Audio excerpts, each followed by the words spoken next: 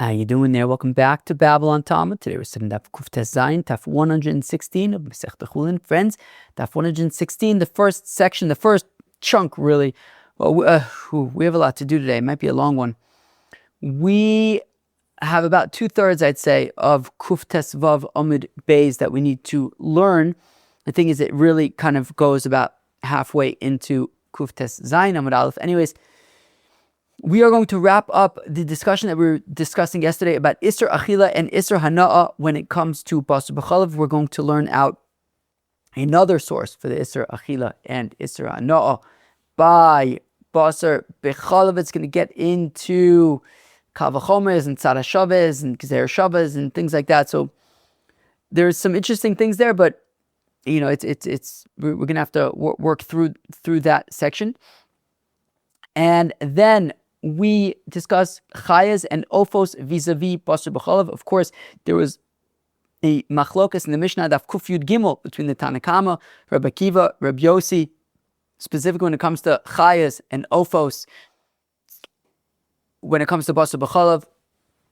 And we're going to explore and compare and contrast specifically the opinions of Rabbi Akiva and Rabbi Yossi Hagalili.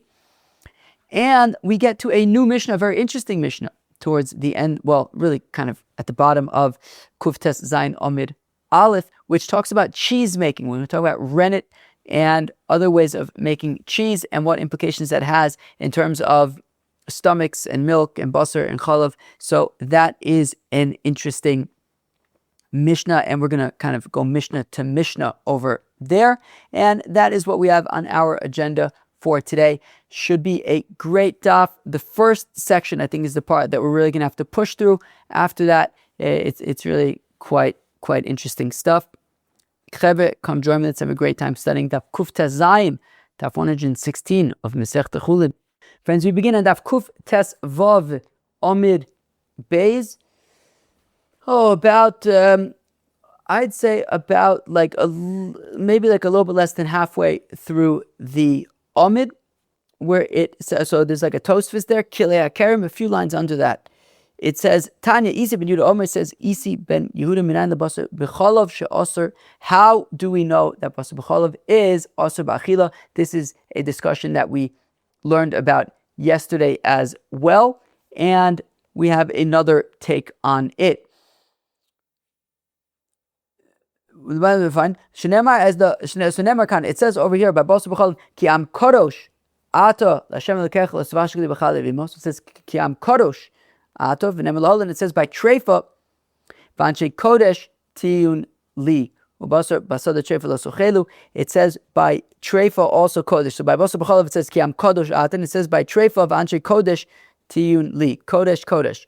Malahol and asur afkan asur, just like by treifa it is asur b'achila, so basar bechalav is also asur b'achila. It's interesting, the Ramban ala Torah explains both treifa and basar bechalav in a similar way. If you remember, when we started learning basar bechalav, when was that? That was already a little while ago. That was almost 2 weeks ago already, basar bechalav. So we had mentioned the Ramban in Parshas in Parshas Re'eh that he gave 2 pshatos in basar bechalav. The first one was that, look, there isn't anything technically wrong with basar bechalav. Could be very tasty looking. However, ki am kadosh ata l'Hashem Elokecha, there are certain things that we, even though they might be appetizing, we just stay away from them. The Ramban explains similarly when it comes to treifa, unlike something like a sheretz, which is inherently like ichsa, treifa isn't necessarily inherently ichsa, but still we stay away from it. So it's interesting that we're learning about basar bechalav from treifa, both things that the Ramban labels, identifies as things that we simply stay away from, not because they're inherently disgusting, like shrotzim or maybe like pig or whatever, but these are things that we simply stay away from them as an expression of kedusha. Malala asur afkan asur. So just like treifa is asur ba'achila, so also basar bechalav is asur ba'achila ve'ein li'ela ba'achila. Okay, so that teaches me that just like you're not allowed to eat a treifa, you're not allowed to eat basar bechalav. Ba'hana'ah minayin. How do I know that basar bechalav is also asur ba'hana'ah? Now, Amad kavachomer, we say, well, it is a kavachomer. Ma'orla Orla, of course, is a fruit tree. In the first 3 years of its growth, the fruits are asur b'achila and asur b'ano. Shelo nevda ba'aver. Now, you didn't do anything wrong with orla. It's not like you did anything wrong to it, and now it's asur b'achila, asur b'ano. No, simply you grew, let's say, grapevines. It's a very good thing to do. And you grew some grapevines. You simply have to wait. That's all. You didn't do anything wrong. Arguably, I would say you did something positive. You just have to wait. So you didn't do anything wrong, and yet asur b'ano, it's asur b'achila and b'ano. Basar bechalav she'avda bo aver. When it comes to basar bechalav, you did do something wrong. The pasuk says 3 times, no less. Lo sevash shogli b'chalavim. Don't cook meat and milk, and you did it. So then, eno din she'asur b'hano. Certainly, it should be asur b'hano, just like orla is. To which the Gemara says, well, I can understand why orla is asur b'hano. It's particularly stringent in that mal orla shekein lo isla shas a kosher. Orla, from the day that it began to grow, was asur. It never had a mutter instant in its life, and therefore I can understand why this thing, orla, which is asur through and through, I can understand why it would be asur b'ano. However, basar bechalav, right? It's part of the chiddush of basar bechalav. Basar is mutter, chalav is mutter. When you join them together, only at that point does it become asur. Maybe it's less stringent than orla. Maybe it won't be asur b'ano. Chametz b'Pesach yuchiach shayes l'shas kosher. Okay, but chametz b'Pesach, let's learn out from there. Chametz b'Pesach, let's say crackers or something. Before Pesach, these crackers are totally kosher, totally fine. Comes Pesach, it becomes asur b'ano. Ve'asur b'ano. B'mal chametz b'Pesach kenonus kares. Okay, chametz on Pesach is particularly stringent. After all, if you eat it, you're chayiv kares. Basar b'chalav is not that stringent, so maybe it is not asur b'ano. Maybe basar b'chalav is mutter b'ano. So, interestingly, what we do? What would you maybe expect in a scenario like this? We tried to learn out from orla. We said, yeah, but orla never had a shas kosher. We said, okay, fine. So let's try to learn out from chametz. Well, chametz is a chiv kares. What would you expect the Gemara to do, or maybe half expect the Gemara to do? To say, well, okay, let's try to learn out from orla again. Well, you can't learn out from orla. So let's try to learn out from chametz. You can't learn from chametz. Well, the common denominator is that they're asur b'achila and asur b'ano. That would be kind of a typical thing to do. In a kind of, I would say, rather peculiar move, the Gemara then says, okay, well, if we can't learn out from orla and we can't learn out from chametz, why don't we learn out from kilei hakerem? Kilei hakerem yochichu. Let's learn out from kilei hakerem. When you plant other plants in a vineyard together with the grapes, she'ein anush kares, that there's no chiyuv kares by kilei hakerem, free kilei hakerem v'asur b'hano, and yet it is asur b'hana'ah, that kilei hakerem is asur b'hano. So we want to say that just like kilei hakerem, where there's no chiyuv kares, and yet it is asur b'hano, so let's say that basar b'chalav is also asur b'hano, and that is kind of where we end. So to kind of take stock on what we've done so far, because as I mentioned in the introduction, this is going to be a bit of a grind. We're going to really, really work through everything that we've learned so far. So before we move forward, let's take stock on what we have in fact learned so far. What we've learned so far is that when it comes to, according to Isi ben Yehuda, what we've learned so far is that the Issur achila, when it comes to basar bechalav, is learned out from Gzeira Shava, from Treifa. And the Issur hana'ah, we had first tried to learn out from orla unsuccessfully. Then we tried to learn unsuccessfully from chametz, to which then we learned from successfully from kilei hakerem. Okay, now, so to start, why did I need to learn the Issur achila of basar b'chalav from a Gzeira Shava, that it says kadosh by basar b'chalav and it says kadosh by treifa? And just like you can't eat treifa, you can't eat basar b'chalav. Why not just learn it outright? We were talking about orla, we were talking about chametz, we were talking about kilei hakerem. 3 examples that are asur b'achila and asur b'hano. So why not just learn out the Issur achila, just like we're learning at the Issur, we try to learn out the Issur hana'ah from them. Let's learn out the Issur achila, one-stop shop. Learn out Issur achila and Issur hana'ah from them. Why do I need to learn out separately first Issur achila from Gzeira Shava to treifa, and then Issur hana'ah from these other 3 examples. We're not learning out from all three, but one after the other.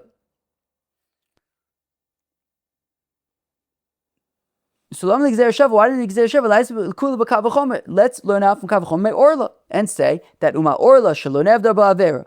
That when it comes to Orla, where there was no Avera done with it, and yet it's also Bachila, right? Asura Bain Bachila, Bain Bano. That, and it's also both Bachila and Bano. Basar bechalav Shnevda Ba'avera. So basar bechalav, where you mamish did an Avera, the Torah says don't cook meat and milk, and you did. Eino din. Also bain bachila bain bano. So then certainly basar bechalav should be also bachila and bano, right? So from that same kavul chomer that we're trying to learn hana'ah from Orla, let's learn out achila and hana'ah. Say that if Orla you never did anything wrong and yet it's also bachila bano, so basar bechalav where you did do something wrong should be also not just bano but bachila uvahano. So answers the Gemara. I'll tell you why. Mishum dika lemeimar choresh b'shor v'chomer v'chosem pipara v'dash ba yo chichu nevda b'hem avera v'sharu. Says the Gemara, I'll tell you why. Because if you try to do that, I will point to lo sachrosh b'shor v'chomer yachtav, lo sachsom shor b'disho. That the Torah says you're not allowed to plow with a cow and a donkey together. You're not allowed to muzzle the mouth of an ox while it is threshing. These are things that you're not allowed to do. And what if you did do something that you're not allowed to do? Nonetheless, as we learned about yesterday, the product will be mutar b'achila, mutar b'ano. Because you're over on the lav, but ultimately whatever is threshed, whatever is plowed with these animals will be mutar. So therefore, if you want to come and tell me that, well, Orla, where you never did anything wrong, and it's also b'achila and b'ano, well, then basar b'chalav, where you did do something wrong, it should certainly be also b'chilu b'ana. To which I can say, well, not necessarily, because lo sachsom, lo sachrosh, those are things where you did something wrong, and they're mutar b'chilu b'ana. So therefore, I need to learn out the gzer shava of kadosh kadosh from treifa to say, no, there's no arguing on this. There's no logic here. There's no pointing to lo sachrosh, etc. We have a gzer shava that says kadosh by basar b'chalav, and it says kadosh by treifa. You can't eat treifa, you can't eat basar b'chalav, that's done. So we learn out that you can't eat basar b'chalav from the gzer shava, and therefore that just leaves the question of Issur hana'ah. So in terms of the first question that we asked, why do you need the gzer shava? That's why we need the gzer shava, because if we try to learn out from a kavul chomer, from Orla, we'll run into trouble, because we'll question, right, it's a kavul chomer pricha, we'll be able to ask a question from lo sachrosh and lo sachsom. Great, so we've established why we need to learn out basar b'chalav according to this mahalach from treifa. So now, frag the Gemara, Lama li lemeimer kile akerim yochichu.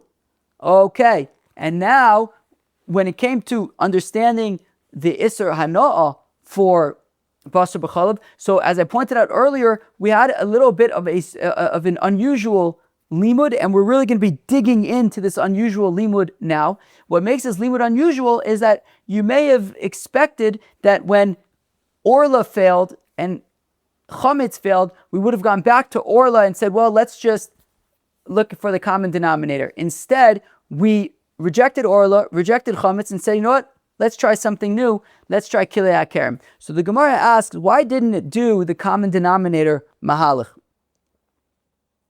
Why after Orla failed and Chametz failed did the Gemara then jump to Kilei HaKerem? Lema, let's do the common denominator. Orla tochiach. Let's go back to Orla. V'lahadar dina v'leisi b'matzad, and say, well, let's try to learn it from Orla. Well, you can't learn it out from Orla because it never had a shasa kosher. So we say, okay, Pesach, well, Pesach's chiyuv kares. Well, the tzad hashava is that they're also bano, and let us say that basar b'chalav is also asur bano. Rav Ashi says Rav Ashi. So Rav Ashi says something which is also peculiar, which is that, well, if you try to learn it out from Orla and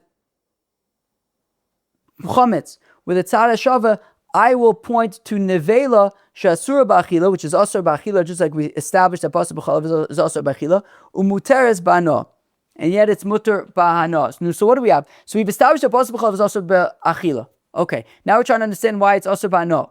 And so we say, well, we try to learn out from orla, and we try to learn out from chametz. Let's say a tzad hashava. Instead of learning out from kilei hakerim, let's say between the common denominator between orla and chametz. To which Rav Ashi says, well, if you try to learn it out from the tzad hashava between orla and chametz, I will say, wait, but nevela is asur b'achila, just like basar bechalav is asur b'achila, and yet nevela is muter b'hana, as we learned about yesterday. Right? Umach or lenachri, you could sell it to an oved kuchavim.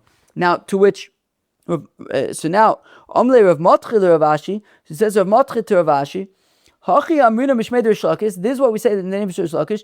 Kol ma atzad migufo parchinon me alma lo parchinon. So Rav Matchil points out to Rav Ashi, which I think is important, is another thing that you would expect that we didn't see here. Right? The first thing that we would have expected that we didn't see is that instead of going from orla to chametz to kilei hakerim, we would have expected to a shtickle ping pong from orla to chametz back to orla and then to learn the common denominator. We didn't do that. The question is, why didn't we do that? Rav Ashi said, well, then we would have asked from nevela, which is asur b'achila b'muter b'hana, to which Rav Mordechai points out to Rav Ashi. He says, that would be an unusual move. Why would that be an unusual move? Well, because what I would expect in a scenario like this, we say, well, if we can't learn out directly from orla, let's learn out from chametz. We can't learn out directly from chametz, so let's learn out from the common denominator. That just like orla and chametz are asur b'hana, let's say that basar b'chalav is asur b'hana. Normally, if you're going to say, no, that's not going to work, it would be for a reason like the following. That's not going to work because orla and chametz are unique in this particular way that makes them unapplicable to basar b'chalav, right? Usually, if you have a tzad hashava between two things, I want to say that just like in our case, orla and chametz are asur b'hana, so is basar b'chalav. If you're going to reject it, you're going to find some commonality that's shared between orla and chametz that excludes basar b'chalav from the group because it doesn't share that trait. That would be a normal kind of rejection to a tzad hashava kind of thing as to why you can't apply, in this case, hana'ah to basar b'chalav. You wouldn't just bring a random example as we did with nevela. So again, this is what we say in the name of Rish Lakish, called ma atzad, whenever we have a situation of ma atzad, that the common denominator, in this case between orla and chametz, so migufo parchinon me'amalo parchinon. The question that we would ask on a ma'atzad would be an internal question, an issue with the ma'atzad itself, to say that orla and chametz are unique and can't be applied to basar b'chalav. Yachi teisiv ma'atzad. So the Gemara says, okay, fine. Okay, you don't like the rejection from nevela, fine. We won't use it. So what are we left with? The common denominator. Orla and chametz are asur b'hana. Let's say that basar b'chalav is asur b'hana, to which the Gemara says, no, you can't. And chap a shluck of tea, and we're going to see why you can't. The Gemara says you can't, mishum the ikal mifach, because you can ask, malatzad hashava sheboin sheken gidulei karka. Another interesting thing in his Gemara. It's just kind of each step of the way there's like something unique. What's unique? Okay, so we did that. We did what? Well, Rav Matchil pointed out that if you're going to ask a question on a tzad hashava, so it would be, well, orla and chametz have this thing in common that basar b'chalav doesn't have. So the Gemara says, okay, fine, we'll find something in common, and that is orla and chametz both grow from the ground. Chametz, of course, is chameshes minei dagon, is grain, which grows from the ground, and orla, it's fruit trees, grow from the ground. Basar b'chalav is animals. So the Gemara says, okay, well, you can't learn out basar bechalav from orla / chametz because they grow from the ground, basar bechalav doesn't. What's unique about that is that, usually when you're going to reject the tzad hashaveh and say that orla and chametz share something in common, it's not just that they share something in common. In this case, we're trying to learn out an Issur hana'ah, which is a stringency. Normally, the commonality that you would identify between orla and chametz would be they have this unique chumrah that makes them stricter than basar bechalav, and therefore I can understand why they would be asur b'hana'ah, because they are more strict. They have this element of strictness that is not found in basar b'chalav. That's how you would reject it, and that puts them in their own group that basar b'chalav does not fit into. It's not strict enough. Here, they just found like a random factoid. Orla and chametz both grow from the ground. And what? And that's a reason why they should be asur b'hana'ah and basar b'chalav shouldn't be? Like, it just seems like we just kind of found like a random factoid, but that seems to be enough right now. Let's see. So again, mishum de'ikal mifrach, we could say, well, mala tzad hashaveh sheboin, that the commonality between orla and chametz, sheken gidulei karka, they happen to both grow from the ground. Okay. Yachi ashtanami ikal mifrach mala kilei akerim sheken gidulei karka. Well, the Gemara says, okay, fine. So what did you do? You said, well, we can't learn out basar b'chalav from orla and chametz because they both grow from the ground. So what did the Gemara do? He said, okay, but let's learn out from kilei karim. Guess what? Kilei karim also goes from the ground. Right? So ashtanami. So we said, okay, let's learn out from kilei karim because the mifrach mal kilei karim sheken gedulei karka. Kilei karim also goes from the ground. So how does that help? So now Amalei of Matchil Rav Ashi, we're going deeper and deeper into tzad hashaveh, into like understanding how tzad hashaveh works, how to reject it, what kinds of things can reject it, in what scenarios, what's a tzad hashaveh versus other scenarios. So let's see. So Omer of Matchil Rav Ashi, the Matchil Rav Ashi, Achri Aminon, Mishmei Rish Lakish, this is what we say in Rish Lakish. Koma atzad hashaveh, Koma atzad. When it comes to tzad hashaveh, so for example, if we were, and by the way, we didn't say this, but if we were to say, let's learn from orla, you can't. Let's learn from chametz, you can't. So let's go back to orla, you can't. The tzad hashaveh. Remember, we didn't say that. What we said was, let's learn from orla, you can't. Let's learn from chametz, you can't. Okay, fine. So then let's learn from kilei karim. That was the mahalach in the brisa. We didn't learn the tzad hashaveh. We had asked, why didn't we learn the tzad hashaveh? But so what did we do? Instead, we went to kilei karim. We said, well, kilei karim also grows from the ground. So now Rav Matchil says, look, kol ma'atzad parchinan koldu. When it comes to ma'atzad hashaveh, you can ask from a random factoid. So for example, when we were suggesting, okay, so maybe let's say orla and chametz, let's learn out from the tzad hashaveh that they're both asur b'hana'ah. We then said, yeah, but they grow from the ground. That's just a random factoid. It's not, normally I would expect a reason why they are more stringent than basar b'chalav and why they should be asur b'hana'ah and basar b'chalav shouldn't. Here's just a random factoid. They both grow from the ground, basar b'chalav doesn't. That doesn't tell me about why they should be asur b'hana'ah. But that's enough. When it comes to tzad hashaveh, that's enough to say, well, they're both asur b'hana'ah and they both grow from the ground. Basar b'chalav doesn't grow from the ground. Right? So, kol ma'atzad, when you're talking about a tzad hashaveh, like we are with orla and chametz, koldu, you can just, even just a random factoid that they share in common is enough to exclude basar b'chalav. Now, loim amrat, now, we have chada mechada in parentheses, but in this example, I don't know, I actually prefer it with the parentheses, so I'm going to read the parentheses. So, fine. But when you're learning one thing directly from another thing, so for example, here we're learning out basar b'chalav directly from kilei karim, right? We didn't do the tzad hashaveh again. In the brisa, we said, let's learn out from orla. You can't learn out from orla. Let's learn out from chametz. You can't learn out from chametz. So let's learn out instead then from kilei karim. So we rejected orla, we rejected chametz. We're now trying to learn out basar b'chalav, the Issur hana'ah, directly from kilei karim. So when we're learning out directly Kula v'chumra parchinon, kol dulo parchinon. So we're going to need an actual reason why kilei karim is more stringent than basar bechalav. It's not enough to say, well, kilei karim grows from the ground.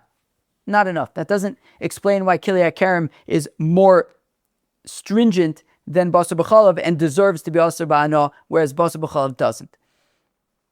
When you're learning one thing directly from another thing, a random factoid is insufficient. You have to actually prove why kilei karim is more asur than basar bechalav and deserves to be asur. Is more chamer than basar bechalav and deserves to be asur. But hana'ah, it's not enough to just point out a random factoid that it grows from the ground. V'lifroch likulu. Okay, but why don't we say, well, we don't just have kilei karim. We did mention orla, we did mention chometz on Pesach, we did mention now kilei karim. So why don't we say, well, we have three things that all grow from the ground and are asur ba'ano. So v'lifroch likulu, let's just ask from all three, malakulu shken gedulei karka, that all three of them grow from the ground and basar bechalav doesn't. Elo amar matchil ravashi matchil vashi chaminu mishmei resh lakish.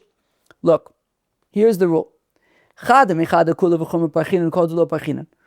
we're learning out one thing directly from something else, so then to reject the limud, you are going to have to use kula and chumra. In this case, we're talking about a chumra, right? In Issur hana'ah. So we're going to have to, as I said, if we're learning out basar bechalav directly from kilei karim, for example, we'd have to identify some way that kilei karim is more stringent than basar bechalav and deserves to be asur ba'ano.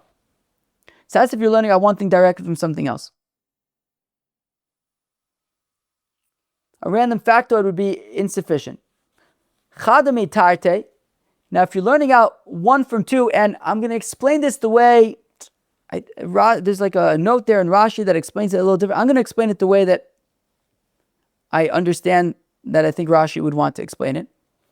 If you're going to learn out from two things, for example, from orla and from chometz, but specifically through a tzad hashaveh, so then kol du parchinon, a random factoid is enough to say that orla and chometz are unique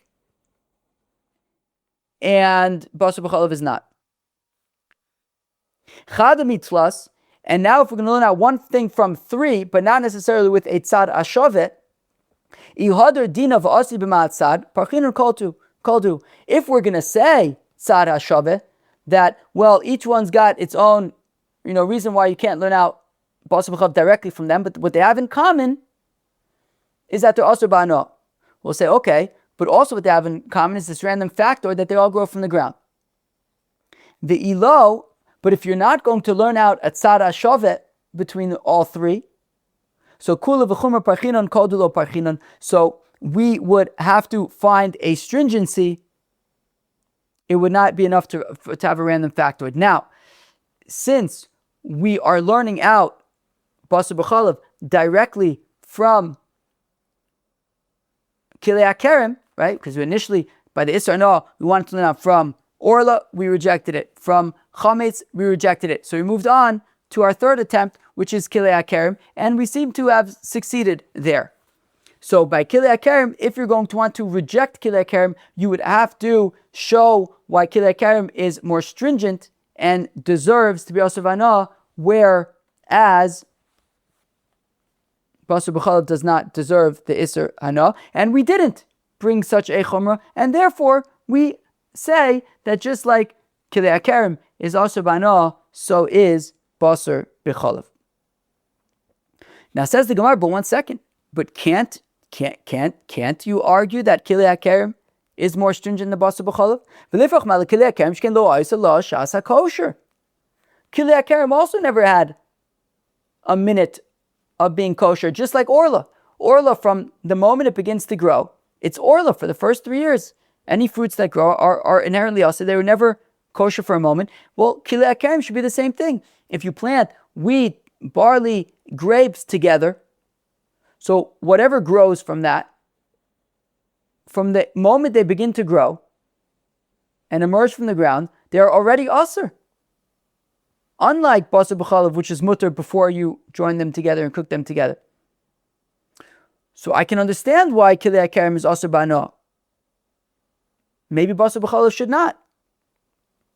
So Rav Ada bar Ahava Zosomeres, so says Rav Ada bar Ahava, from the fact that we didn't raise this rejection, this teaches us kilei akarim ikaron ne'esar.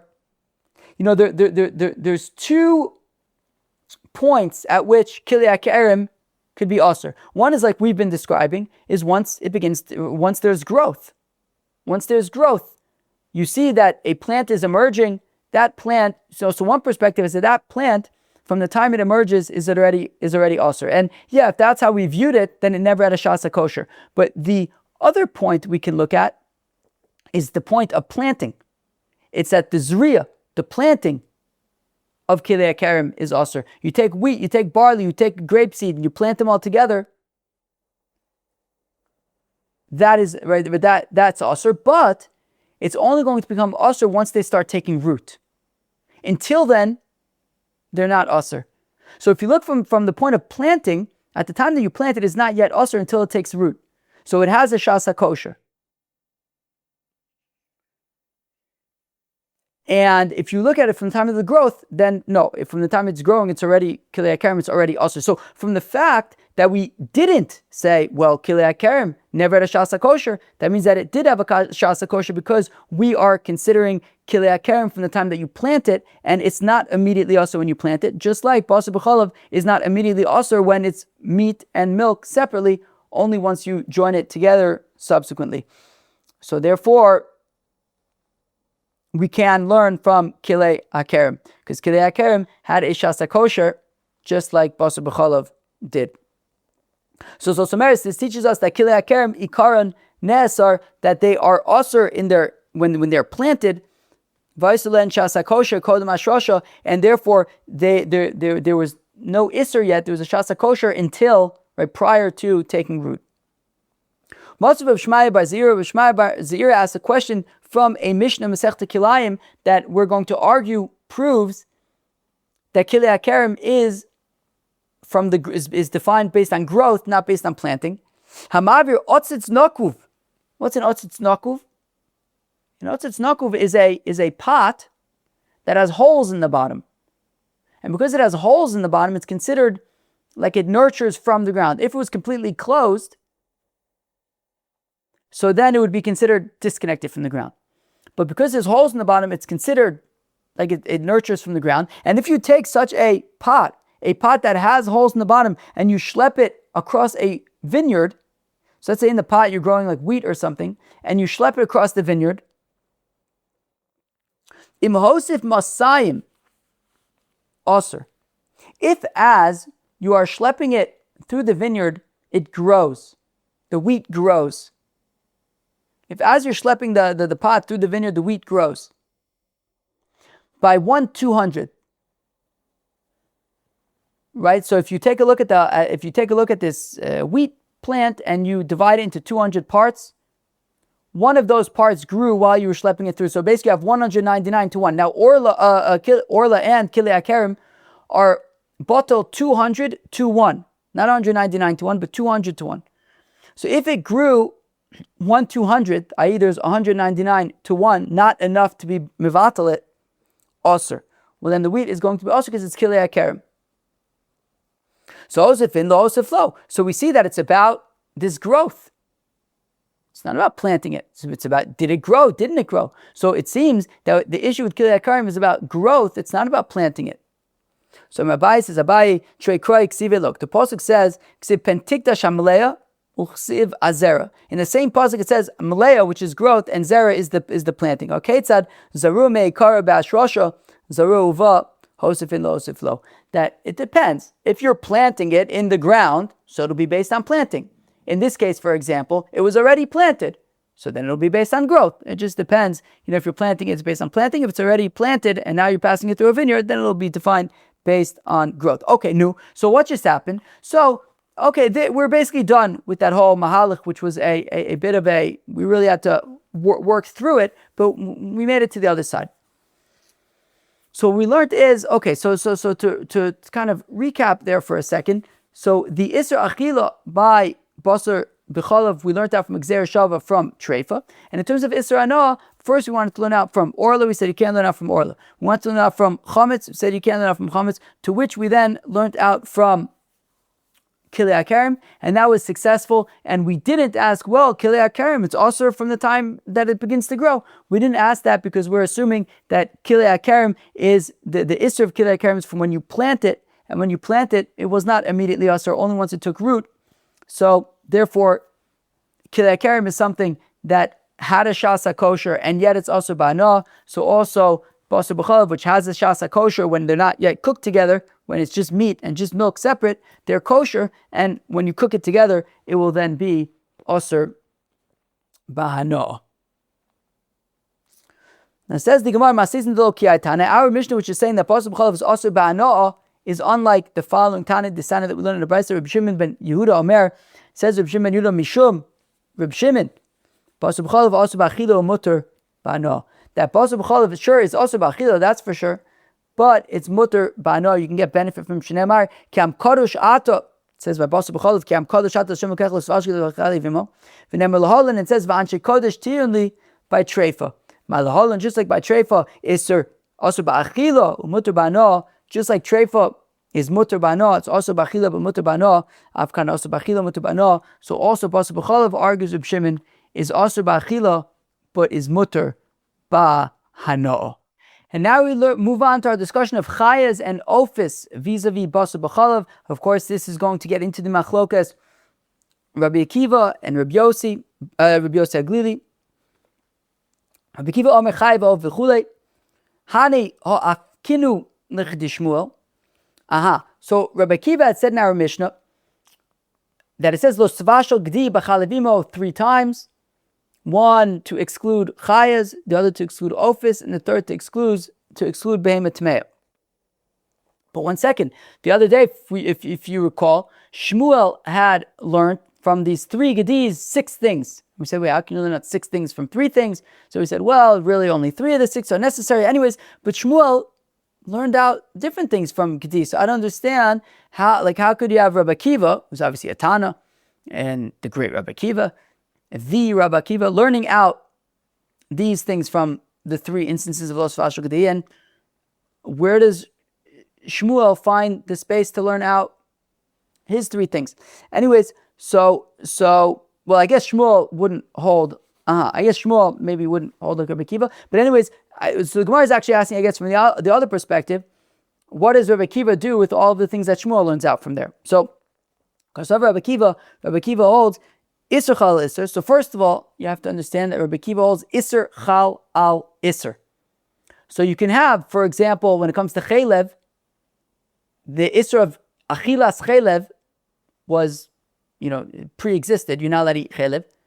Now chaylev bechalav, now we're adding on to that basar bechalav, and that's not a problem. You could stack on basar bechalav onto the Issur chaylev. And if you eat chaylev bechalav, you're chayav for 2 things. So Rabbi Akiva has no problem with that. So Issur chalal Issur. So chaylev umeisa lo tzrichei kra. So by saying Issur chalal Issur, once we understand that Rabbi Akiva holds that way, you don't need gedi to include chaylev in basar bechalav. Of course, chaylev is included in basar bechalav. Chaylev is part of the gedi. And if you eat chaylev bechalav, of course you can be chayiv for basar bechalav. Issur chalal Issur, no problem. So I don't need a special limud from that. That's obvious. And the same thing for nevela as well. Right? The fact that nevela is already asur, if you then cook it, it's meat. If you cook it in milk, there's additionally going to be basar bechalav. So that frees up 2 of the gedis. So chaylev meisa lo tzrichei kra shlil gedi ma'ayu. And in terms of learning out a fetus would be it would be considered a kid, and just like you're not allowed to cook a kid in milk, a fetus also you can't cook in milk. So therefore, Aisru lehu kulu, you got 3 gedis available for you, prat l'chayiv of behemoth tmeah, to exclude Chayas, to exclude ofos, and to exclude non-kosher animals from basar bechalav. Rabbi Yossi Aglili Omer Nemar lo sochlu. Rabbi Yossi Aglili says that in the same pasuk in Parshas Re'eh, where the Torah talks about basar bechalav, it also says don't eat nevela. So it says Rabbi Yossi, any animal to which nevela applies to, basar bechalav applies to, so it applies to ofos, it applies to behemoths, it applies to chayas because there's nevela by them. To which the Mishnah said, well, there's nevela by ofos as well. She says, yeah, but it says bechalav imo, and ofos don't have milk, so therefore they are excluded from basar bechalav. Now, ma'ika ben Rabbi Yosef Aglili Rabbi Akiva. What's the difference between Rabbi Yosef Aglili and Rabbi Akiva? So Rabbi Akiva says that Gedi, it says Los Vash Gedi Bachalevim 3 times, and we exclude Chayas and we exclude ofos. At least midaraisa. Now, according to Rabbi Akiva, both Chayas and ofos are nonetheless also midaraban, but they're mutar midaraisa bechalav. Basar bechalav is mutar midaraisa by Chayas and ofos, but also midaraban. Rabbi Yosef Aglili says that, well, Chayas have nevela, and therefore they're also midaraisa by basar bechalav. Ofos, even though there's nevela, they don't have chalev aim, so therefore they're excluded from basar bechalav. Now, so Ika Benayu Chaya. So the Gemara initially says that the nafkamina is Chayas. Rabbi Akiva would say it's also midarabanan. Rabbi Yosef says also midaraisa. Rabbi Yosef Aglili sover Chaya deoraisa. Rabbi Akiva sover Chaya deorabanan. Okay. Ibai Sema. Alternatively, Ofnami Ika Benayu. Not only Chayas, and that Rabbi Yosef Aglili says deoraisa, Rabbi Akiva says deorabanan, but also ofos, in that Rabbi Akiva says also midarabanan, and Rabbi Yossi says completely mutter. So when it comes to Chayas and ofos, Rabbi Akiva says both of them are also midarabanan. When it comes to Chayas and ofos, according to Rabbi Yossi Aglili, Rabbi Yossi Aglili says Chayas are also midaraisa, ofos are completely mutter. So both by Chayas and ofos they disagree. Rabbi Akiva sover Chayav va'of einon min haTorah hamidarabanan asirei. Rabbi Akiva holds that both by Chayas and ofos they're also midarabanan. Rabbi Yosef Aglili sover of afilu midarabanan nami lo asir, whereas Rabbi Yosef Aglili says that birds are not even also midarabanan, they're completely mutter. So Chayas are completely asir, midaraisa, ofos are completely mutter. We also have a brisa which demonstrates that Rabbi Yosef Aglili says that birds in milk are completely mutter. B'mkom Shabeliezer, are you korsin eitzim lasos pechomin lasos barzel? That, of course, if you remember from Masechta Shabbos, Perik Rabbi Eliezer Demila, Rabbi Eliezer's shita is that machshirei mitzvah are dochnes Shabbos. So, for example, when it comes to bris milah is dochas Shabbos. Not only is bris milah dochas Shabbos, what if you don't have a knife to do the milah with? You can make a knife on Shabbos. Since milah is dochas Shabbos, even machshirei mitzvah dochas Shabbos, if you don't have a knife, you need to make a knife. You can cut down trees in order to make coal, in order to make a fire, in order to shape metal to make a knife. So B'mkom Rabbi Eliezer, are you korsin eitzim? They would cut down trees, lasos b'chomin, to make charcoal, lasos barzel, in order to be able to make iron, to be able to make a knife, to do milah on Shabbos. B'mkom Rabbi Yosef Aglili, hayu ochlin basar of bechalav. And where Rabbi Yosef Aglili lives, they would mamish eat bird meat in milk, and that was completely okay. Levi ikla levei Yosef Rishba. Levi visited Yosef, the hunter, the trapper.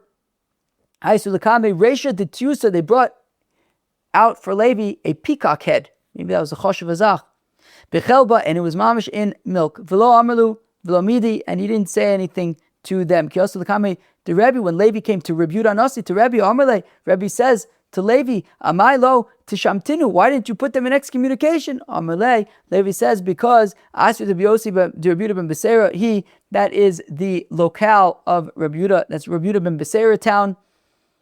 Ve'amina, and I figured, Darish Lu, that he taught to them, Rebbe Yosef Aglili, like Rebbe Yosef Aglili, the Amar, Yotza, of Shein L'chalav Aim, that Rabbi Yosef Aglili says that you're allowed to cook birds in milk. So I kept quiet because I felt maybe they passed in Rabbi Yosef Aglili. So we see that according to Rabbi Yosef Aglili, you can mamish cook bird meat in milk, and it is mutter lichatchila. So again, to recap, according to the Tanakama, Chayas, behemoths, ofos, they're all also midaraisa, basar bechalav. According to Rabbi Akiva, behemoths are also midaraisa, basar bechalav. Chayas and ofos, according to Rabbi Akiva, are both also midarabanan. According to Rabbi Yosef Aglili, behemoths and Chayas are also midaraisa. Ofos are completely mutter when it comes to basar bechalav. And now for the final leg of the daf, we get to a new Mishnah where we learn about making cheese. Very, very interesting. Says the Mishnah, Kevas oved kochav. Now when it says keva in the Mishnah, so keva, of course, we've learned about throughout Masechta Chullin, and animals that chew their cud, there are 4 stomachs, the 4th one being the keva. However, in this Mishnah and in this Gemara, when we're talking about keva, we're talking about rennet, that in the keva, in the stomach, there will be milk. Of course, we're talking about a baby, calf, kid, sheep that's nursing from its mother. Right? Once it gets older and it's not nursing, there's no milk in its stomach. But we're talking about a baby that's nursing and it has milk in its stomach. So now, if you shech that animal, and in the stomach there is this milk, that milk is going to have, is it called rennet, or maybe it's technically called something else? But whatever it is, I'm going to call it rennet. It has this milk that we'll refer to as rennet. Maybe our friend Reb Jonathan Shapiro knows. I think Reb Jonathan Shapiro is knowledgeable when it comes to cheese making. Maybe he has some insight for us. Al Kopanim, we're stuck with what I got in the meantime. And this milk, which we're going to call rennet, can be extracted from the keva and used to curdle milk into cheese. So again, when we talk about the keva here, we're not talking about the stomach, we're talking about the rennet in the stomach, which is essentially the milk that's extracted from the stomach to use as an enzyme for curdling cheese milk into cheese. Keva's ovikuchom, so the rennet that comes from the stomach of an animal from an ovikuchom, v'shal nevela or nevela, harezo asura, you can't use this rennet, says the Mishnah. The Gemara is going to ask, aren't those two the same thing? The rennet from an oved kochavim and the rennet of a nevela. Isn't the animal of an oved kochavim a mela, right, nevela? So Gemara is going to ask that. And I'll also just point out, I think it'll help us maybe have clarity on the sugya bechalav. The Mishnah is assuming for now that the rennet, excuse me one second,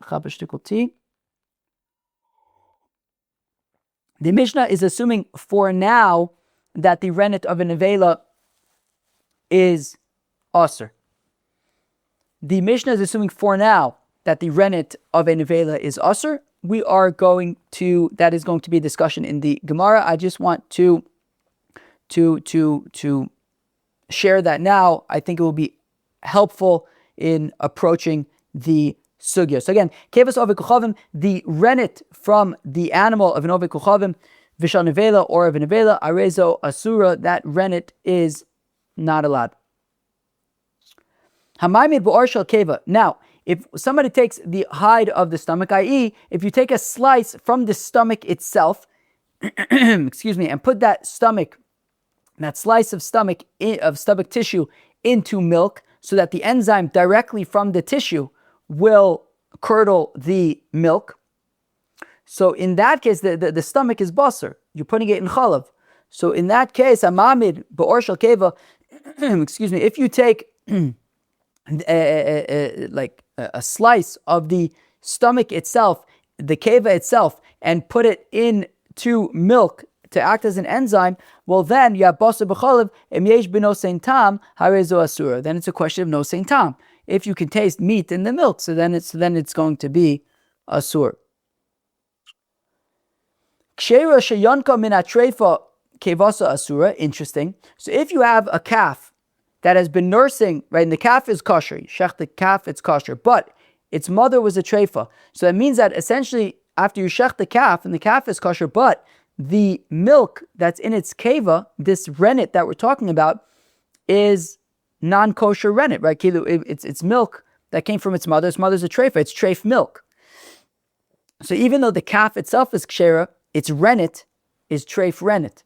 So again, kshera, if you have a calf that's kshera, but sheyanka mina treifa, its mother was treif and it was nursing from its mother, which means that inside its stomach is treif milk, treif rennet.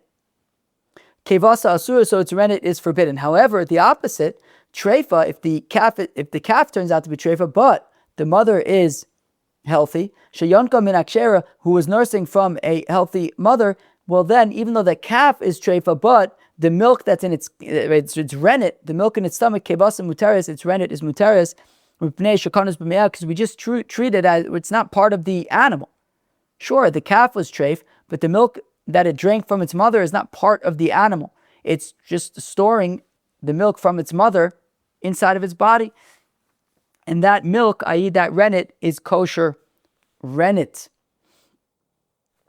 Says the Gemara, Atukevas Ovid Kochovim Lav Nevelahi. The Mishnah had said that the rennet from a Ovid Kochovim is Osir. The rennet from Nevela is Osir. I would expect that the animal of an Ovid Kochovim would be Nevela. So what's the difference? So Atukevas Ovid Kochovim Lav Nevelu. He isn't the rennet of an Ovid Kochovim Memela Nevela. Amr Rav Huna says Rav Huna Hacha Bilo Keach Gedim Min Ovid Kochovim Maskinon. Here we are talking about where you purchased a kid from an Ovid Kochovim. So it's not talking about where you are using the rennet directly from the dead animal of an Ovid Kochovim. It's talking about where you purchased a kid from an Ovid Kochovim, shecht that kid yourself, and the question is, can you use the milk in the kid's stomach as rennet? The concern is Shema Yonak min atrefa. The concern is that maybe this kid nursed from a trefa, and maybe that rennet is treif rennet. Umichashinon Shema Yonak min atrefa. But is that really a concern that when you buy a kid from the Ovid Kochovim, we're concerned that maybe the kid nursed from a trefa? V'atani, we learn in the Brayso, lo kchim beitzim min ha'Ovid Kochovim. You're allowed to buy eggs from an Ovid Kochovim. Vein choshishin, and there's no concern, lo mishum nevela. We're not concerned that maybe a chicken dropped dead and they extracted that egg from that nevela chicken. Velo mishum treifa, nor are we concerned that the chicken that it came from is a treifa. We're not concerned about these things. So therefore we shouldn't be concerned that the kid nursed from a treifa either. Ele'ema chayshinan, rather I'll say shema yonak min atmeya. Maybe the kid nursed from a non-kosher animal. Why are we not concerned that the kid nursed from a treifa? Why are we concerned that maybe the kid nursed from a non-kosher animal? Treifa lo shchicha tmei shchicha, because a treif is not so common, but it's more common for a non-kosher animal to get mixed up in the in the herd of an Ovid Kochovim. Ishchicha afilu gabedidon neichush. Well, if it's common for a non-kosher animal to get mixed up in the herd, so then even by our own kids, we should be concerned about non-kosher animals getting mixed up in the herd and our own kids nursing from non-kosher animals. Well, we stay away from non-kosher animals. And if we see a non-kosher animal in our herd, we'll get rid of it. We have no business with it. And therefore, there is no gezerah. The rabbis didn't feel that there was any need to deal with that issue, because when it comes to a kosher herd, non-kosher animals will be kept away. But by Ovid Kochovim, that they don't distance themselves from non-kosher animals, because for them they're allowed to eat them. And if there's a non-kosher animal that gets into their herd, they're not necessarily going to immediately drive it away. So goes b'Rabbanan, there is a concern that the kid that you purchased from a non-Jewish person nursed from a non-kosher animal. Okay, fine. So that seems to be the concern with the rennet from a non-kosher animal, meaning a kid that was purchased from a non-kosher animal. Maybe that rennet is coming from, a kid that was purchased from a non-Jewish person. Maybe that kid nursed from a non-kosher animal and its rennet is not kosher. Shmuel says that actually, no, we reject that. And Tosfos says that the top Tosfos says, So essentially Tosfos understands that we don't learn like the first way, and rather we learn like Shmuel, who says Chado Katone, that no, the Mishnah is teaching us just one thing, Kevas shchitas ovid kochavim nevela. That a ovid kochavim who shechts his own animal, that animal is nevela, and therefore its rennet is aser. So therefore, the Mishnah had said, Kevas ovid kochavim v'shal nevela rezo asura. The keva of ovid kochavim and nevela is aser. The which the Gemara asks, isn't the keva of ovid kochavim nevela? Shmuel is saying essentially yes, it's just one thing. Right? Shmuel says, Chada katani kevas shchitas ovid kochavim nevela, that the shchita of an ovid kochavim, its rennet is going to be nevela, and therefore it is aser as nevela. Umiyamar Shmuel hachi. Now this is really important. Does Shmuel really say this?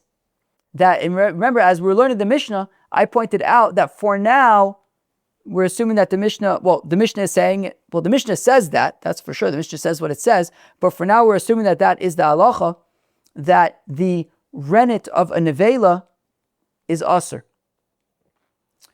However, for Amar Shmuel says, why is non-kosher cheese not kosher? Why is the cheese of the khav not kosher?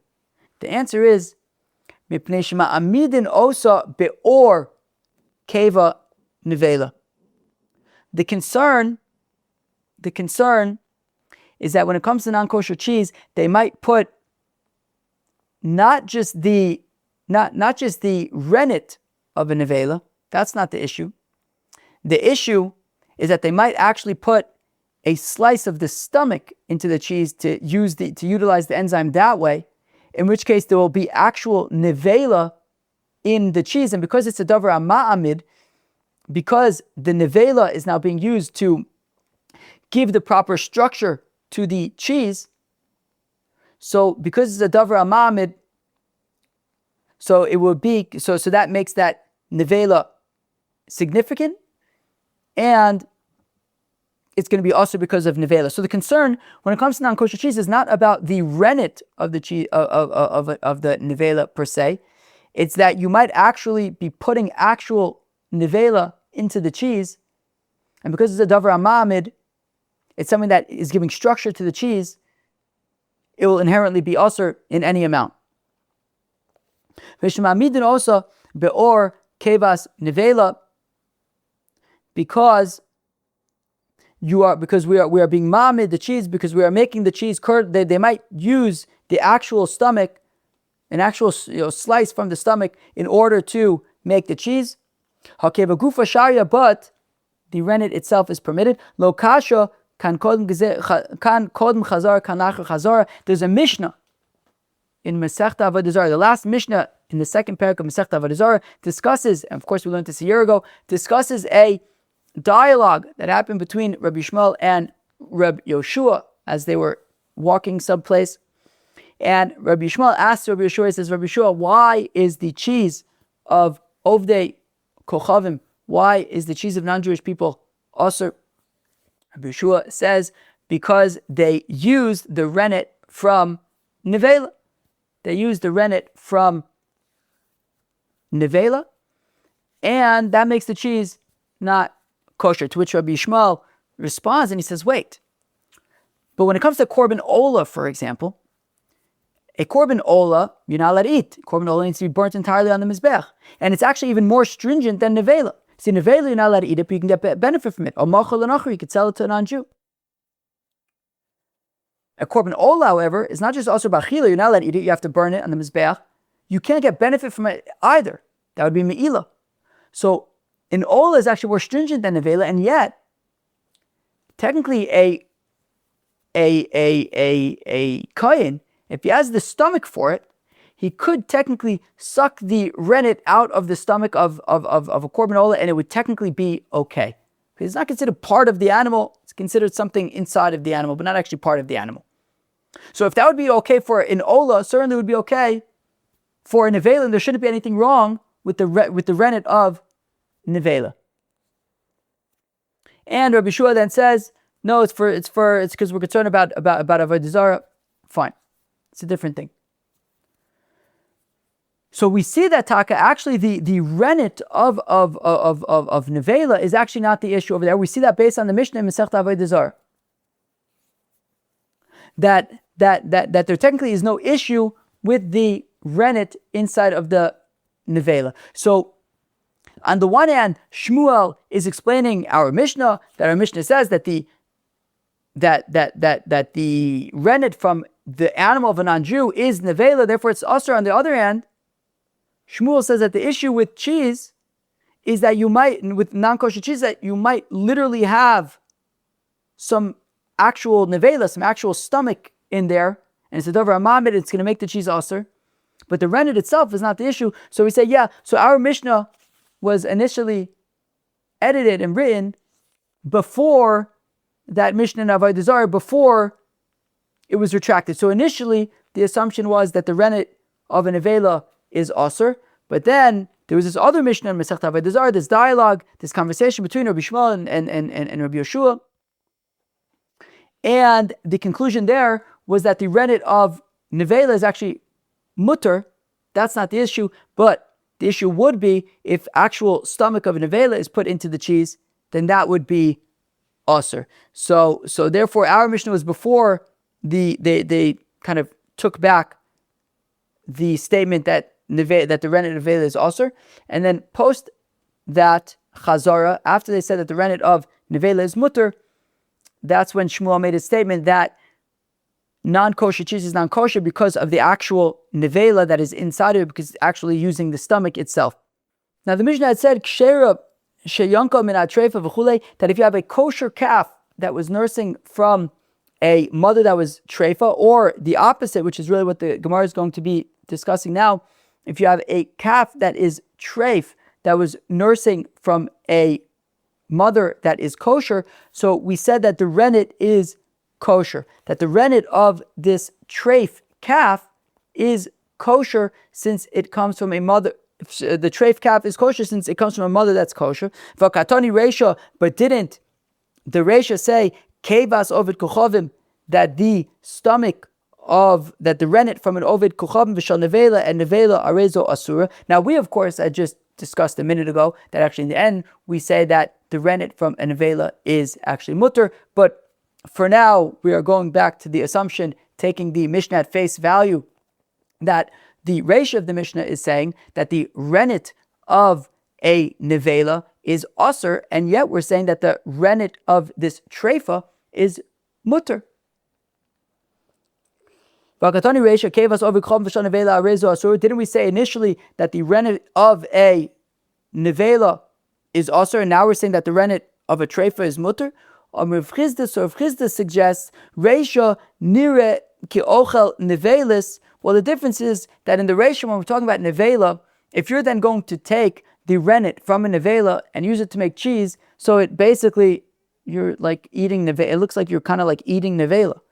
Hacha ika shchita. But over here, at least by this calf that turned out to be a treifa, at least it was a proper shchita, so you can use its rennet. Amalei Rav says to Rav Chisda, "V'lav kol dechenu." Rav says, I don't know about that. I would argue the opposite. Uma nevela, when it comes to nevela, dimeisa. Nevela, who wants to eat nevela? Who wants to eat an animal that like dropped dead? You want to eat an animal that was properly shechted for food. The isharis lekevasa, that in theory, by nevela, if you were to allow people to eat its rennet, lo asi lemeichol mina, they're not going to come and now start eating nevela because it's disgusting. So technically, I would argue that you should be able to, between the nevela and the treifa shchuta, I would argue that it's safer to allow people to eat the rennet from the nevela because they're not going to end up eating nevela afterwards. They'll just eat the rennet. Amrat lo, and yet we say, no, you can't consume the rennet of the nevela. Treifa shchuta, the isharis, as ilemeichol mina. By treifa shchuta, that if you allow people to eat the rennet, we should be concerned that they're going to end up eating the whole animal, and it's treif. Lo koshken, certainly it should be asur. Elo amar Rav Yitzchak, amar Reb Yochanan, lo kasha, excuse me, kan kodem chazara, kan nacher chazara, u'mishnah lozazim imkoma. The reisha of the Mishnah, when it says that the rennet of nevela is asur. That was, as we discussed earlier, initially when they assumed that the rennet of nevela is in fact asur.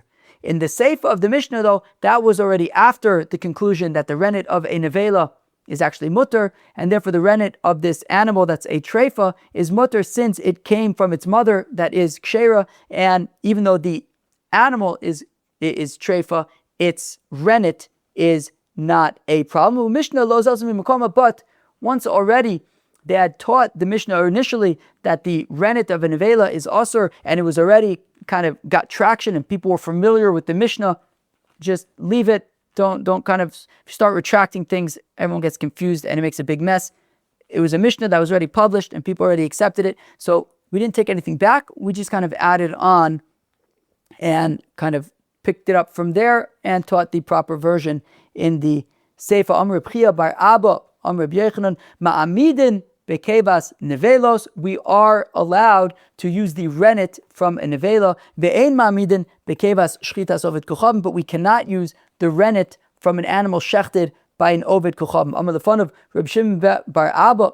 Reb Shimon bar Abba says to Reb Chia bar Abba, Kiman, Reb Eliezer, is that like Reb Eliezer to Amr, stam achshavas ovid kochavim la'avodas kochavim, that an ovid kochavim by default, his intention is for avodah zarah, so it's like the rennet of avodah zarah.